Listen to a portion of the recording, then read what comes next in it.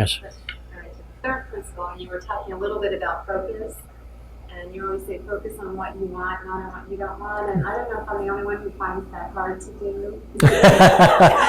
No, you're not.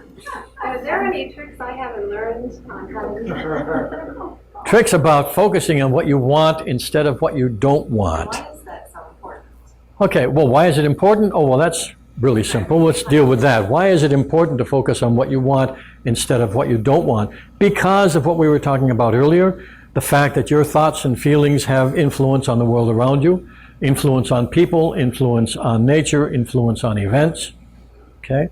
And because of that influence, and a strongest influence on your own body. Now, if you're focusing on what you don't want, first thing that happens is tension is produced in your body. If you focus on what you don't want a lot, then a lot of tension builds up in your body. And that has consequences. That's real simple. It begins to interfere with normal function, and with different people that takes, different pathways, but in all cases, there'll be some part of your mental or emotional or physical function that will be interfered with, okay, with enough tension built up. Okay, so that's one real practical reason. The other one is based on this idea that we have an influence on the world around us, and that if you're constantly focusing on negative expectations, you are helping those to come into being. Doesn't mean they always will. But what will happen is you'll be less aware of the good stuff that happens. And sometimes the focus on the negative will be so strong, you won't even be able to take advantage of the good stuff that happens. Because some people will be looking at this apparently good thing that happens in here, when's the shoe going to drop? When's the bad part happening? Or there's got to be some hidden problem in here. And those kind of people will be less able to take advantage of any good. So there's some practical psychological and practical physiological reasons. And then there's the metaphysical part, which suggests that we're actually influencing the outcome. Influencing.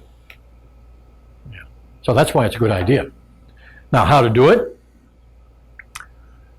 Over and over and over again, you've got to shift back. See, it's not very useful, I've found, to try and tell people not to think negative. Because there are so many things, the more stress you're under, the more you automatically start thinking negative. What matters is how long you continue that. And if you'll try something that we call the triple whammy, and it takes practice, but it can be done. You have to make a rule that says, every time something negative comes up, I'm going to add something positive. Or replace it with something positive. So the triple whammy has to do when a negative thought comes up, you immediately replace it with a positive thought. If a negative image comes up, you replace it with a positive image. If a negative feeling comes up, now here's where it gets a little tricky, because it helps to know that negative feelings are also associated with negative postures. The easiest way to change a negative feeling is to change your posture. So with a little practice, you find the posture of a positive feeling that will counteract the negative feeling. Because you move into a different posture. A simple one is fear, okay, confidence. All right, well, all you have to do is when you feel fear, you got a rule, change. Change into a confident posture. And it's not always easy because there'll be some momentum for that fear feeling. But if you can hold that confident posture, the fear will go away. So,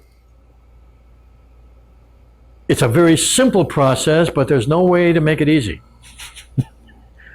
It's got to be something you want to do enough to keep doing it until it is easy.